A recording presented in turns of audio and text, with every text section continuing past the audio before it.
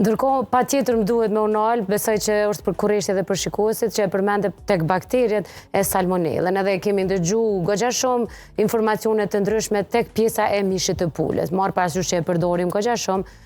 Sa është e rëndësishme edhe mënyra e përgatitjes, thuhet që nuk duhet të pastrohet, duhet me njëherë të futet në gatim, ama shpjegon pak këta se si bëhet ky infekcion bakteria e salmonellës. Si është domethënë për gjitha ushqimet të cilat, sidomos mishi, vezët, duhet gatuan mirë, domethënë në temperaturë më të lartë, në mënyrë, për shembull, për vezën përpara ka qenë, është thonë që vezë në sy janë të mira.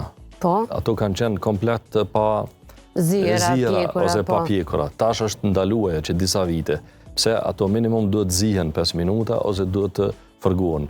Në këtë mënyrë temperatura i shkatron ato baktere. Njëna prej mundësive të shkatrimit të tyre dhe ndalesës së përhapjes së infeksionit është ajo. Mirë po, një hap përpara kësaj është kontrolli i ushqimeve, domethënë i inspeksionit të ushqimeve, në mënyrë që ato mos janë të infektuara, po edhe transporti të bëhet në kushte të posaçme me frigorifer të posaçëm.